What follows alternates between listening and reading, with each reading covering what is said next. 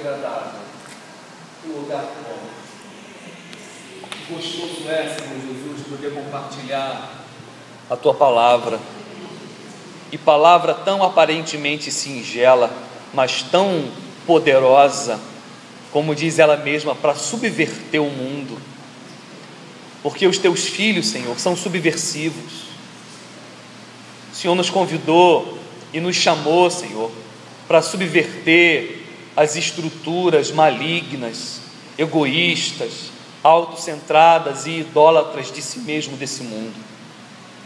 O Senhor nos chamou, Deus amado, para subverter a ordem natural, animalescamente natural do homem, e vivermos não segundo os nossos instintos, mas segundo o Teu Espírito, que nos convida a nos parecer com Deus, convite tão extravagante e tão maravilhoso ao mesmo tempo. Então nos ensina, Senhor Jesus, não só aos ouvidos, mas circuncida o nosso coração e transforma o nosso coração para que a gente possa viver uma vida semelhante ao que o Senhor viveu. Em nome de Jesus, amém e amém. Pois bem, meus irmãos, esse texto é muito conhecido. Os católicos consideram esse texto, ou na verdade essa prática que o Senhor Jesus realizou aqui de lavar os pés, um sacramento da igreja. Então, por exemplo, quando o Papa é eleito, ou uma das coisas que o Papa faz uma vez por ano, é lavar os pés dos bispos, simbolizando que o maior no reino de Deus é aquele que serve a todos. A Igreja Católica, portanto, chama essa prática de o lava-pés, e eles têm por sacramento. Nós não consideramos isso um sacramento. Para os protestantes, um sacramento, ele é um símbolo acompanhado dos elementos do símbolo, promessas e fé. Então, para nós, sacramento são só ceia e batismo, onde os símbolos estão ali. No caso da ceia, o pão e o vinho. No caso do batismo, a água. Esses elementos são acompanhados de promessa. No caso da ceia, o Senhor Jesus diz que foi por nós que Ele entregou o seu corpo e o seu sangue. Então, a promessa de que Ele nos salva, de que Ele é nosso, do seu perdão, é a promessa que vem acompanhada da ceia. E a fé é a fé daquele que toma, que o apóstolo Paulo diz que caso você tome a ceia indignamente, isso significa sem fé, sem entender e discernir o que significa ceia, você toma para a sua própria condenação. Portanto, estão aqui as três coisas necessárias para um sacramento: o elemento, a promessa acompanhada do elemento e a fé daquele que recebe. O batismo é a mesma coisa, está a água, o elemento, a promessa, eu vos batizo, ou seja, eu vos lavo, em nome do Pai, do Filho e do Espírito Santo, a promessa de que você está sendo perdoado e lavado dos seus pecados, e a fé daquele que recebe o batismo. Então, o lava-pés, para nós não é um sacramento, apesar do símbolo estar presente, a água lavando os pés, não vem acompanhado de promessa e nem a necessidade de fé, é só um ensinamento de Jesus. No entanto, um ensinamento muito importante para a vida cristã. O Senhor Jesus claramente, e eu vou falar desse texto de trás para frente, Ele lava os pés dos discípulos e diz que nós devemos fazer a mesma coisa. E Ele diz: eu sou Senhor e Mestre, como vocês me chamam. Ele diz: e vocês estão certos, porque eu sou mesmo. Ele diz: e se vocês veem o Senhor e o Mestre lavando os pés, então o servo não é maior que o seu Senhor, logo vocês devem fazer a mesma coisa. Ser cristão, portanto, significa ser servo, assim como o Senhor era servo. E o lava-pés, vamos chamar assim para simplificar, foi uma dramatização, na verdade, do que a vida inteira de Jesus, o ministério de Jesus e o propósito da vida de Jesus era. Não só de lavar os nossos pés, porque isso seria muito pouco, literalmente falando, era comum na cultura judaica dos tempos de Jesus, lavar-se os pés. Não havia paralelepípedo nem asfalto, tudo era barro. Quando uma pessoa chegava na casa de alguém, era muito comum beijar o rosto. Geralmente um escravo da casa tirar as sandálias dos pés da visita e lavar os pés da visita, para a visita entrar na casa com os pés limpos, sem a poeira do chão da rua. Por isso Jesus reclama quando entrou na casa do fariseu e ele diz: olha, você não me deu beijo e você não me lavou os pés, o que seria comum. Ele pegar um empregado da casa e pedir para lavar os pés de Jesus à visita, mas veio a mulher, lavou os pés dele com lágrimas e enxugou com o cabelo. Era uma prática comum do dia a dia, só que o dono da casa nunca fazia isso com a visita, era sempre um escravo, ou era sempre um empregado ou o menor da casa. Jesus não veio para literalmente lavar os pés, mas ele veio para nos servir. E aqui, meus irmãos, nós estamos diante de uma verdade extraordinária. É porque pelo muito falar a gente desensibiliza e perde a capacidade de se impressionar com a ideia de um Deus que desce do seu trono, encarna, se transforma num ser humano, e agora não é um Deus que encarna para ser servido pelos homens, mas um Deus que encarna para servir os homens. Então Cristo é Deus a nosso serviço. Isso não faz de mim e de você pessoas egoístas, que abrem os braços e diz: vem Senhor, me serve. Não. Mas o Senhor Jesus diz que apesar de Ele, sendo Deus, estar a nosso serviço, nos salvando, nos lavando, nos amando, nos transformando, Ele diz que faz isso tudo para que a gente também seja um pequeno Cristo, fazendo a mesma coisa com o outro e vivendo uma vida, não de Senhor, mas uma vida de servo e de serviço. Ele diz isso claramente aqui no verso 13, olha lá: vós me chamais o Mestre e o Senhor, e dizeis bem, porque eu o sou. Engraçado ele dizer isso, porque a palavra Senhor aqui é do grego Kyrios. Essa palavra só podia ser usada na cultura judaica para Deus. No Antigo Testamento há dois nomes para Deus mais comuns: ou Elohim, que significa Senhor, ou Yahvé, que é o nome do próprio Deus, também conhecido como Jeová. Não se sabe exatamente se a pronúncia é essa, Jeová ou Yahvé, porque como era proibido pronunciar o nome de Deus, os judeus nunca pronunciaram o nome de Deus. E o hebraico, ele não tem vogal, ele só tem consoante. Então, os hebreus escrevem assim como a gente escreve, por exemplo, na internet. Você quer falar você só coloca VC, é suficiente. Então o hebraico é assim, e você tem que supor quais são as vogais. Só que o som das vogais, porque não existe letra vogal. Depois, na Idade Média, um grupo de escribas judeus chamado massoretas, eles criaram vogais para as letras, então são chamadas as letras massoréticas, mas antes disso não existia. E aí, como eles nunca pronunciaram o nome de Deus, a vocalização do nome se perdeu, e aí ficou chamado tetragrama, as 5 letras, que ninguém sabe o que significa. E aí fizeram uma junção dessas 5 letras com o nome Elohim, que significa Senhor, e aí ficou Jeová, mas ninguém sabe se o nome é esse mesmo. Existe uma versão do Antigo Testamento traduzida para o grego. Nos tempos de Jesus, eles já estavam, inclusive os apóstolos estavam lendo o Antigo Testamento, não na língua original hebraica, mas no grego, chamado a Septuaginta. E quando eles traduziram a palavra Elohim, traduziram para Kyrios no grego.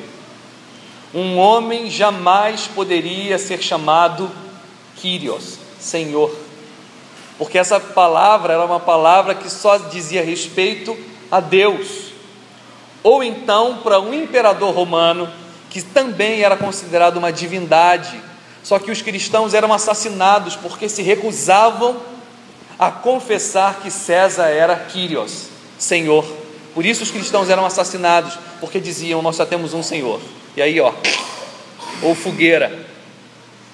Ainda mais no verso 19, quando Jesus diz: desde já vos digo, antes que aconteça, para que, quando acontecer, creiais que eu sou.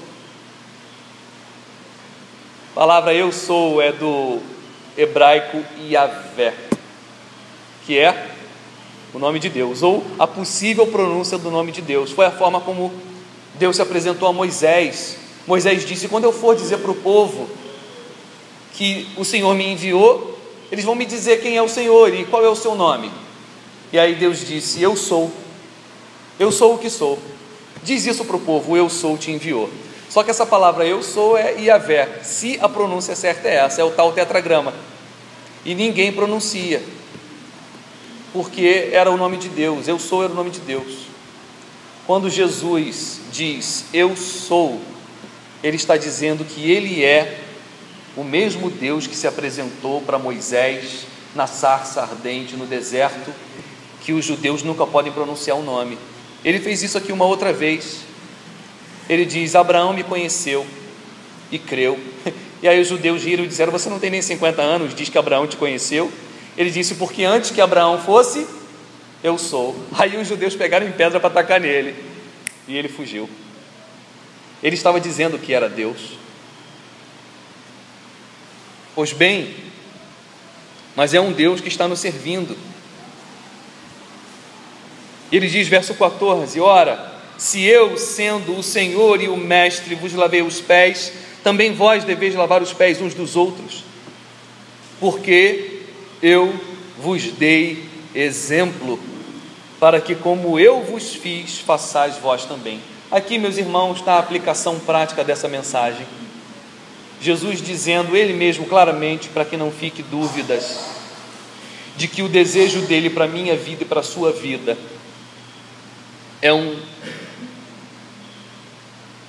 o desejo é que eu e você vivamos uma vida de serviço ao próximo. Ele diz, eu vos dei exemplo, para que como eu vos fiz, façais vós também. Em verdade vos digo que o servo não é maior que o seu senhor, nem o enviado maior do que aquele que o enviou. Jesus está dizendo que o cristão é alguém que vive nessa vida como quem foi enviado por Jesus, para viver uma vida semelhante a dele. É o que a gente chama de vida de cruz. E vida de cruz não é vida de sofrimento, é vida de serviço, é vida de amor ao outro.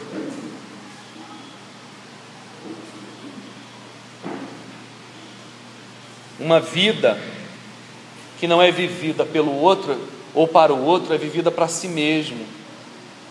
E esse é um projeto de vida satânico, aonde você vive em prol do seu próprio conforto, em prol do seu próprio nome, em prol da sua própria honra, da sua própria dignidade e da sua própria glória. Uma vida que não vive para a glória de Cristo, para a dignidade de Cristo, por amor a Cristo. E isso significa uma vida de serviço ao próximo, é uma vida luciferiana. Lúcifer viveu assim, olhou para Deus e diz, não, eu me recuso a viver em serviço dele, eu quero viver a serviço de mim mesmo. Então nós sempre servimos alguém, seja o outro, seja alguma coisa, seja Deus ou seja você mesmo. Essa foi a proposta do diabo para os nossos pais no jardim, quando ele disse, você acha que Ele mandou você não comer porque você vai morrer? Mentira. A primeira acusação que o diabo fez no jardim foi a acusação de que Deus era mentiroso. Esse é o maior dos pecados. Por isso que a fé e nada mais, só a fé glorifica a Deus, porque a fé é a convicção que você tem de que Deus é verdadeiro. Você faz o caminho contrário de Adão. Ele diz mentira. Satanás falando, ele disse isso porque sabe que no dia em que vocês comerem, serão como Deus,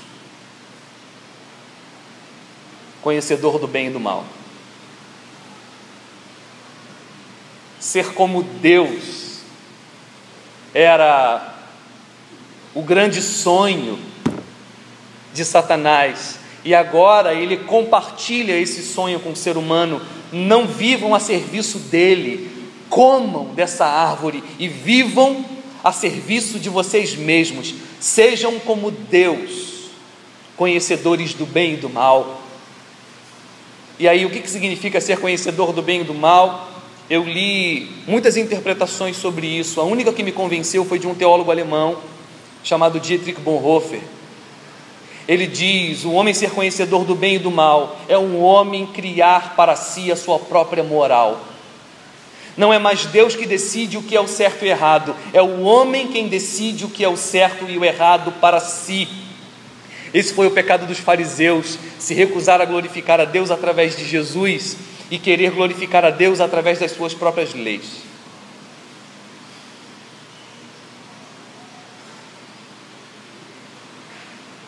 E querer ser Deus e ter para si uma própria religião, e ser o seu próprio padrão de justiça,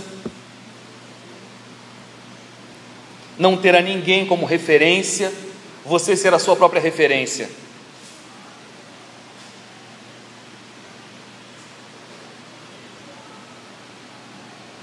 Essa é uma vida satânica, mas Jesus nos ensina a viver uma vida semelhante à de Jesus, aonde ele não viveu para si, viveu para nós, e diz que nós devemos fazer o mesmo. Agora eu quero falar sobre algumas coisas que devem estimular a mim e a você a viver uma vida de serviço, e algumas coisas que não devem estimular você a viver uma vida de serviço. Geralmente vivemos uma vida de serviço ao próximo pelos motivos errados. Eu diria que o maior dos motivos errados de viver uma vida de serviço ao outro é para você encontrar a sua dignidade, a sua importância, o seu valor e se sentir útil. Motivos absolutamente errados. Se você quiser viver uma vida de serviço ao outro para se sentir útil, se você quiser viver uma vida de serviço ao outro porque você só encontra prazer nisso, se você quiser viver uma vida de serviço ao outro porque nisso, no serviço ao outro, está a sua dignidade, você vai viver uma vida horrorosa, e você não vai conseguir servir ao outro de uma forma alegre e saudável.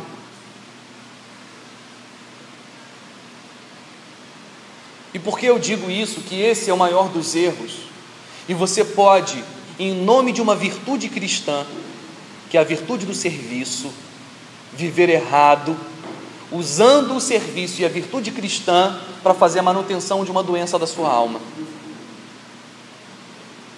Por quê, meus irmãos? O homem está em busca de dignidade. Nós estamos em busca da nossa dignidade, nós estamos em busca de ser amados, de sermos importantes para alguém. Nós temos uma necessidade de ser úteis, de não passar por essa vida sem deixar uma marca. Só que a única coisa que deve dignificar você, a única coisa que deve comunicar importância e valor a você, é o amor que o Pai tem por você, o amor que Ele tem por você.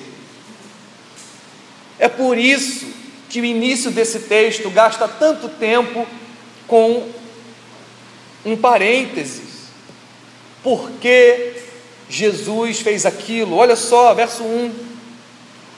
Ora, antes da festa da Páscoa, sabendo Jesus que era chegada a sua hora de passar deste mundo para o Pai. Primeira coisa, meus irmãos, Jesus sabia de onde veio e para onde estava indo. Ele sabia que havia chegado a hora dele passar desse mundo para o Pai. Ele sabia para onde ele estava indo. Ele não estava indo para o caixão. Ele não estava indo para o inferno. Ele não estava indo só para o céu. Ele estava indo para o Pai. A primeira grande coisa que tem que estar no seu coração é você saber para onde você está indo. Qual é o final e o alvo da sua vida? É ir para o Pai. O Pai, meus irmãos, deve ser o nosso alvo último. A única coisa de fato que nos estimula a viver, a trabalhar, a sorrir, a dançar, a cantar e a servir o próximo.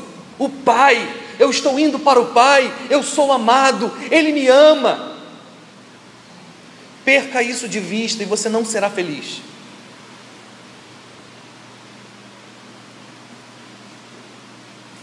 Sabendo Jesus que era chegada a sua hora de passar deste mundo para o Pai. Lembro de uma coisa que eu li e nunca mais eu esqueci, da vida de David Brainerd, que foi um grande missionário entre os índios americanos. E aos 28 anos de idade, sofrendo de uma doença, não sei se era varíola, uma doença que o levou à morte. Ele, noivo da filha de Jonathan Edwards, um grande pastor e homem de Deus, ela cuidando dele na casa dela. Aos 28 anos de idade, ele tem uma visão no leito de morte. Ele viu um anjo se aproximando dele, como quem o convida a morrer. Ele diz o seguinte, e a filha de Jonathan Edwards foi quem flagrou essa frase. Ele diz: o guardião já chegou, mas a carruagem, por que demora tanto?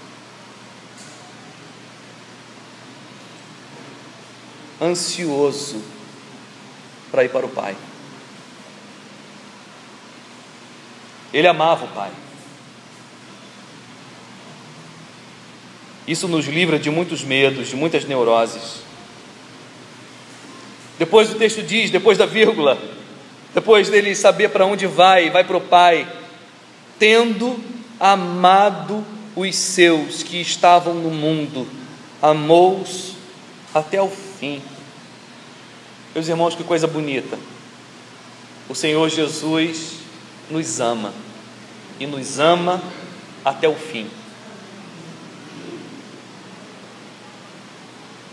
E Ele nos convida também a viver uma vida de amor ao próximo. E o verso 2 diz: durante a ceia, tendo já o diabo, posto no coração de Judas Iscariotes, filho de Simão, que traísse a Jesus. A terceira coisa que não deve nos estimular a viver uma vida de serviço é porque servimos o outro porque ele é bom, porque ele é legal, porque ele é bacana. Vemos o Senhor Jesus lavar os pés de Judas. Vemos o Senhor Jesus lavar os pés dos seus discípulos, que durante a crucificação o abandonariam. O próprio Pedro o negaria 3 vezes, e é aqui nesse texto mesmo, no final do capítulo 13, que o Senhor Jesus diz que ele o negaria antes que o galo cantasse. Ele o negaria 3 vezes. Eu vejo muita gente, meus irmãos, amargurada, porque não acredita mais no ser humano. Eu vejo, aliás, você deve conhecer essa frase, é muito comum as pessoas dizerem: amo mais os meus cachorros do que os seres humanos. Eu amava cachorro até ser adolescente, e eu fui ganhando um certo desprezo por cachorros e por animais de uma forma geral, por ver como os animais são tratados com uma dignidade humana, e isso me incomoda muito. Eu gosto dos bichinhos, Só acho que uma dignidade dada a alguns animais só é devida a seres humanos. Tem uma tia minha que o cachorro dela só come filé mignon, dorme na cama junto com ela.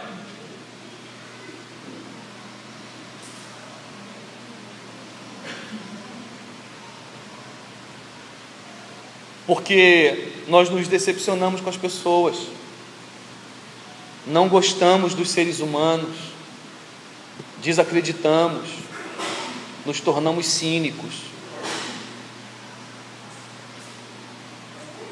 Mas se o retorno é a única coisa que nos estimula e nos motiva a nos doar ao outro e a servir o outro, então essa é uma motivação errada.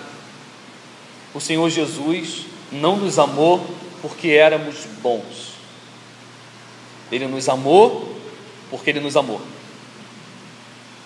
Ele ainda não te ama porque você é uma pessoa boa. Se você acha que é amado por Deus porque você é uma pessoa boa, que estimula o amor de Deus, você está enganado. A única coisa que você estimula em Deus é ódio. Não se engane. A única coisa que estimula o Pai a amar você é Cristo, e esse crucificado por você. Ou você acha que o Pai o crucificou e o torturou? Por quê? Porque precisou desviar para o seu filho o ódio que ele tinha de nós.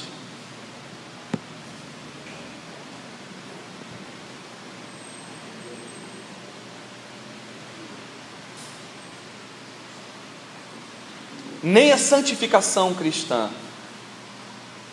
é um estímulo para Deus nos amar. Continua sendo a fé no crucificado.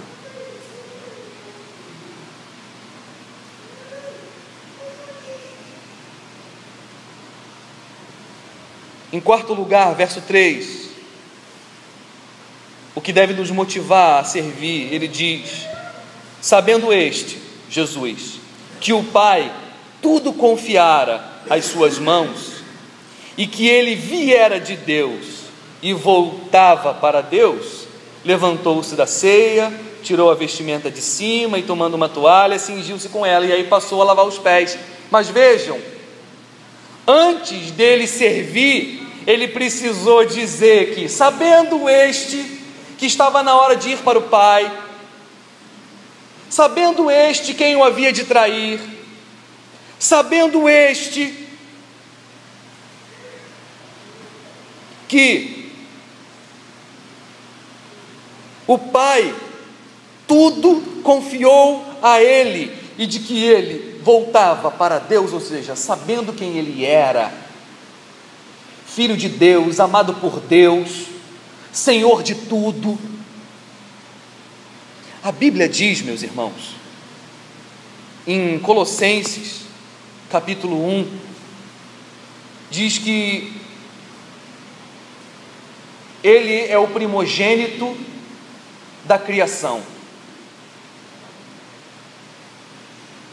O Evangelho aqui de João, capítulo 1, diz que todas as coisas foram feitas por meio dele e para ele, e sem ele nada do que foi feito se fez. Dizer que Jesus era o primogênito da criação significa exatamente isso, que todas as coisas que foram criadas, as visíveis e as invisíveis, foram criadas por meio de Jesus e para Jesus. E Colossenses 1 diz que nele tudo subsiste, ou seja, tudo que existe, tudo que você pode ver, sentir, respirar, tocar, subsiste, só existe, e a estrutura física dessa coisa se sustenta, porque o sustentador disso tudo é Jesus. Se Jesus tivesse pecado, ou se Jesus por algum momento deixasse de existir, tudo que a gente enxerga agora se desintegraria automaticamente, porque nele tudo subexiste, ou seja, existe sob ele, debaixo dele. Jesus é o que estrutura a existência de tudo, do cosmos, do universo, do planeta. Eu e você, o nosso coração bate porque Jesus está estruturando o nosso coração. Ele sabia disso tudo. Sabia quem ele era, que ele vinha do Pai e voltava para o Pai. Sabendo quem era, Senhor de tudo, podia ser servo de todos. Você só está pronto para servir o outro quando o serviço ao outro não for aquilo que te dignifica, que te dá importância, que te confere dignidade e valor, importância e utilidade. Em última análise, a única coisa que importa na sua vida é que você é profundamente amado por esse Senhor e por esse Pai.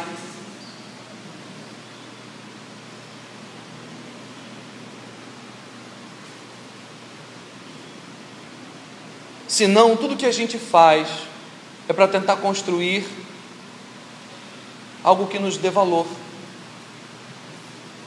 Isso significa, meus irmãos, que você pode estar vivendo uma vida de serviço de forma errada. É totalmente errado você viver a serviço dos filhos, por exemplo. Totalmente errado. Aí os filhos crescem, se casam e vão embora. Aí você olha para o marido e diz: e agora? Conheço um casal que tem um filho único. Quando o filho resolveu se casar, o pai dele entrou em crise. Se casou, já tem mais de um ano e o pai continua em crise. Ela me ligou essa semana e falou: olha, me ajuda em oração, porque o fulano não está nada bem, ele está degenerando, está indo de mal a pior. Talvez porque também ele não veja mais sentido no casamento, porque dedicaram anos da vida a educar um filho, mas o filho cresce, casa e vai embora, e isso é bom. Só que ele viveu a serviço do filho, e aí quando não tem mais que servir o filho, o que ele faz da vida dele? Viver a serviço do marido é errado. Viver a serviço da esposa é errado. Viver a serviço de casa é errado. Viver a serviço da igreja é errado. Se isso é o que confere importância a você, a única coisa que deve conferir importância a nós é o amor do Pai. Foi isso que Deus me disse, e eu já falei isso insistentemente aqui, quando eu perguntei para Deus se a igreja ia crescer, e Ele disse: eu te amo. Como quem estava dizendo: isso não tem a menor importância, para mim você continua sendo o mesmo Michel, e a única coisa que importa, Michel, para você é que eu te amo. Eu nunca amarei mais você do que amo hoje, e eu nunca amarei você menos do que eu amo hoje.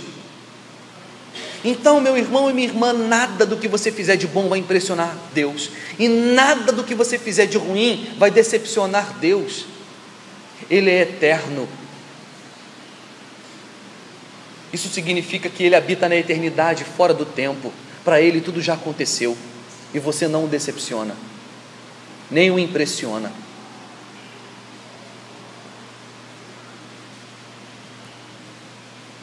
Ele é onisciente, tudo sabe. Ele conhece o seu coração. Então por que devemos viver uma vida de serviço se isso não impressiona Deus? Definitivamente aprenda uma coisa: desista de tentar impressionar qualquer um, até Deus. Viver uma vida para tentar impressionar alguém ou até Deus é uma vida de escravidão e não de serviço livre. Estamos querendo sempre impressionar as pessoas. Até a nossa oração secreta, a gente está orando e está avaliando a nossa oração para saber se estamos usando as palavras certas, se ficamos tempo suficiente, se oramos por 5 minutos ou por meia hora. A gente sempre levanta da nossa oração impressionado com a nossa oração ou decepcionado com ela. A gente precisa desistir de avaliar.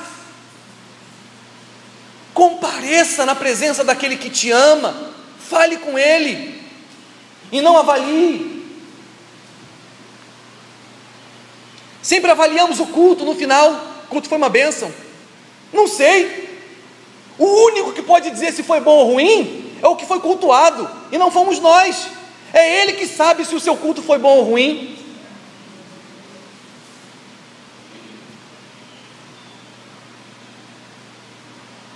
Sempre estamos avaliando a nossa performance.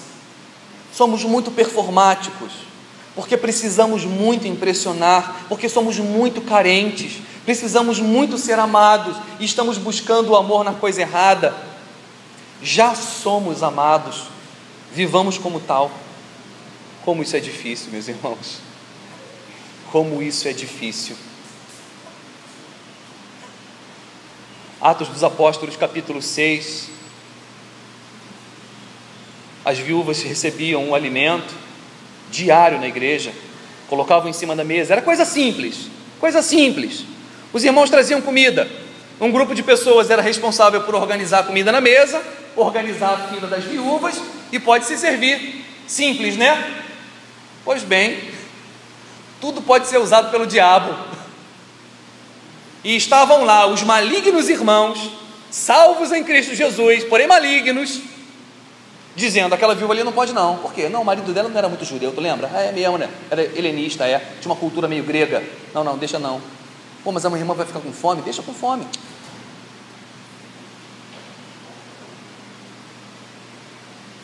E aí Pedro vem e diz: olha, isso não pode acontecer. É todo mundo igual em Cristo Jesus. E aí o que ele precisou fazer? Vamos instituir diáconos, que significa escravos em grego. Homens cheios do Espírito Santo, conhecedores de Deus, que gozem de boa reputação dos de dentro e dos de fora da igreja e que não sejam avarentos para servir a mesa. Porque, meus irmãos, a gente usa tudo.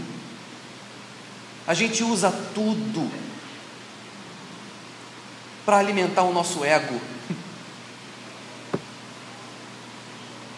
Queremos ser conhecedores do bem e do mal, criar as nossas próprias leis. Quem sabe sou eu, não deixa ela comer não. Criamos a nossa própria religião que nos sirva. E aí a gente descobre que até para varrer o chão da igreja tem que ser cheio do Espírito, senão vai dar problema. É hierarquia, é o Senhor da varredura, e aí depois tem os outros. A gente quer mandar em todo mundo. Ou então, não pisa aqui não, acabei de varrer. E aí pronto, o cara vai arrumar problema, ele vai brigar com meia dúzia de igreja, porque todo mundo pisa no chão que ele limpou.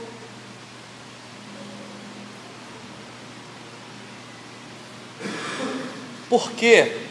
Porque a gente precisa se apropriar com unhas e dentes do que é nosso, do que a gente fez, do que a gente produziu, daquilo que me dignifica. Porque eu não sou livre para ser servo, eu sou escravo do serviço. Quando o seu coração é escravo, tudo que você faz é escravo. Quando o seu coração é livre, tudo que você faz é livre. Por isso que Romanos capítulo 14 diz: tudo é puro para o puro, para o impuro, tudo é impuro.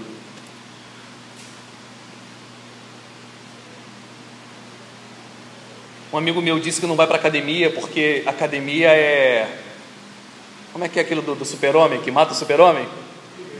Criptonita. Ele falou: pô, academia é criptonita, porque tem muita mulher bonita, eu não vou. Beleza, para o impuro tudo é impuro. Tem gente que não vai para a praia é criptonita. Para o impuro, tudo é impuro, até o Evangelho. Até o Evangelho é impuro. Até a lei de Deus você usa para impureza, para oprimir o outro, para falar mal.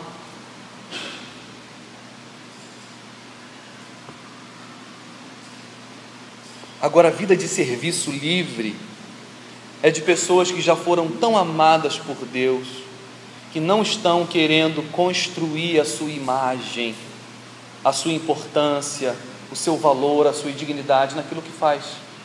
Estão fazendo livremente, estão servindo livremente. E aí, na escolha da sua profissão, você pode escolher uma profissão aonde melhor você vai servir.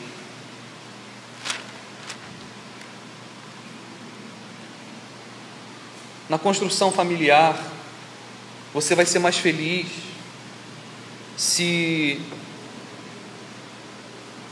você não trabalhar em casa para ter o retorno. Aliás, o trabalho da dona de casa é um trabalho muito ingrato, porque ela não recebe salário por aquilo, ela não recebe promoção, ela não recebe férias, ela não recebe aposentadoria, e ela não recebe elogio de ninguém. Ninguém diz para a mãe: pô, mãe, a casa está linda, hein? É muito ingrata essa profissão. E você limpa de manhã, de tarde está sujo, e os filhos não querem nem saber. Se você faz isso para eles, você será a mais infeliz das donas de casa. Mas se você serve livremente, e se você faz para a glória de Deus, então é para a glória de Deus que você limpa a casa. Para terminar, os puritanos, que foi uma geração de reformados. Aliás, mês que vem é o mês da reforma. A reforma aconteceu dia 31 de novembro. E quero propor ao pastor Del que a gente fale dos principais temas da reforma protestante, que são os 5 solas. Nossa igreja deveria saber muito disso: sola gratia, sola fide, sola scriptura, solus Christus, solo Deo gloria. A salvação é somente pela graça, não pelas obras. Soli Deo gloria, somente a Deus devemos dar glória e a nenhum outro. Sola Escritura, somente a Escritura é a nossa única regra de fé e de prática. Solus Christus, só Cristo é o nosso Senhor, e o outro eu esqueci qual é, mas é mais ou menos por aí. Enfim, meus irmãos, uma das doutrinas da igreja reformada é a doutrina da vocação, onde tudo que você faz para a glória de Deus. E aí os puritanos, que eram os herdeiros da reforma, por exemplo, um livro do Max Weber, que é um sociólogo que nem é cristão, ele diz que você poderia distinguir entre uma cadeira fabricada por um puritano e uma cadeira fabricada por alguém que não era puritano. Ele disse: era só você olhar debaixo da cadeira. Se ela fosse tão bem feita por baixo quanto era por cima, foi feita por um puritano, porque ele fazia cadeiras para a glória de Deus. Esses caras enriqueceram. Segundo Max Weber, foi daí que nasceu o capitalismo, porque juntou 2 doutrinas: a doutrina da vocação. Todo profissional, todo vocacionado é vocacionado para a glória de Deus. Se você é empregada doméstica, limpe a casa para a glória de Deus. Se você é advogado, defenda o seu cliente para a glória de Deus. Se você é vendedor, venda para a glória de Deus. Se você é pastor, pastoreie para a glória de Deus. E aí tudo que você faz bem, porque faz, e enquanto você faz, você sabe que o está glorificando. Isso é viver para a glória de Deus, como aquele filme antigo pra caramba, A Carruagem de Fogo, daquela música tan, tan, tan, tan, tan, tan. O sujeito era cristão e ele era também missionário, e a noiva dele estava perturbando, porque eles tinham que fazer missões. Ele disse: olha só, primeiro eu vou correr a São Silvestre, sei lá, era a corrida mais famosa em Nova York, né, Scott? Se eu não me engano, o filme. Ele vai para Nova York, ele era inglês e vai para Nova York correr a grande corrida. Ele diz: primeiro eu vou correr, depois a gente vai fazer missões. Aí ela diz: mas a gente tem que glorificar a Deus fazendo missões. Ele falou: olha só, Deus me fez veloz, e quando eu corro, eu sinto Deus em mim.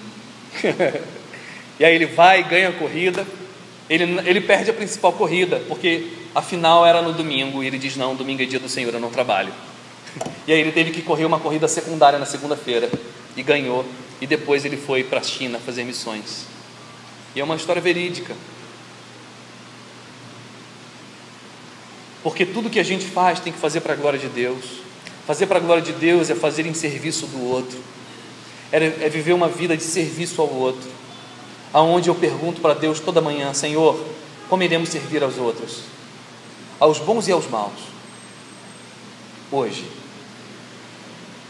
E eu faço isso livremente, ainda que no final do dia ninguém reconheça, ainda que no final do dia ninguém retribua, ainda que no final de tudo eu seja crucificado.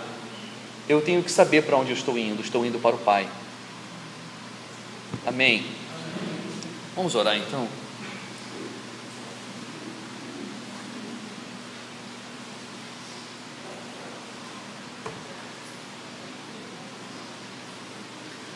Senhor Jesus, não queremos viver um modelo satânico de vida, egoísta, autocentrado, onde nós somos o centro da nossa existência e não o Senhor. Não queremos viver o projeto de vida da serpente no jardim, que propôs isso para Adão e ele aceitou. Queremos viver servindo ao Senhor, e servir ao Senhor significa servir ao próximo. Não queremos servir ao próximo porque ele é bom, não queremos servir ao próximo porque seremos elogiados, receberemos favores em troca, mas porque o Senhor fez, e porque isso te agrada, e porque eu fui transformado pelo Senhor, e porque eu quero me parecer contigo, e porque eu sou amado pelo Senhor, e porque meu coração foi regenerado,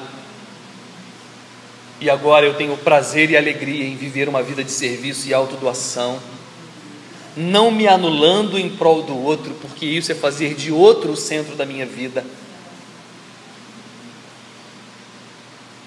mas servindo ao outro livremente e sendo feliz ao fazer isso.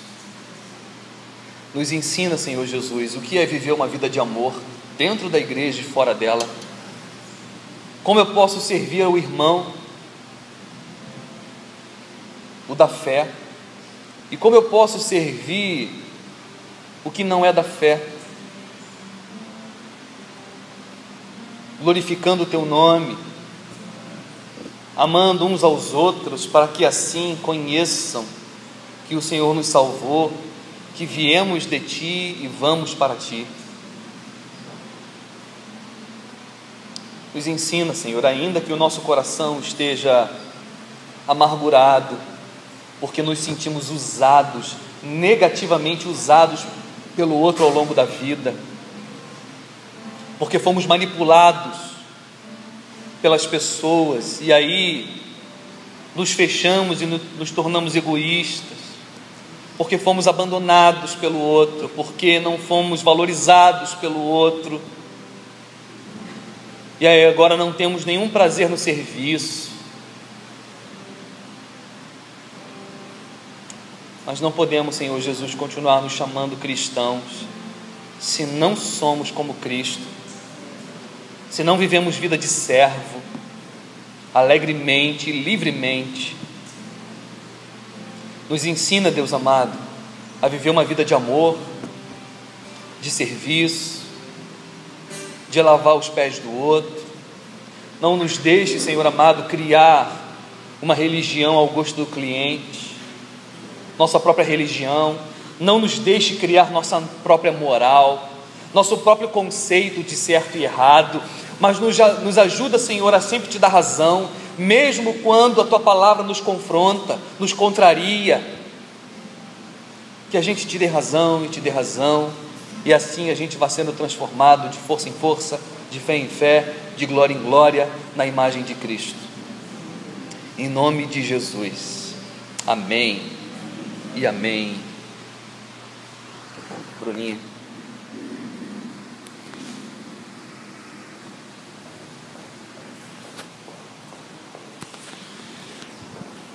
Vamos passar imediatamente no nosso momento de dízimo e de oferta.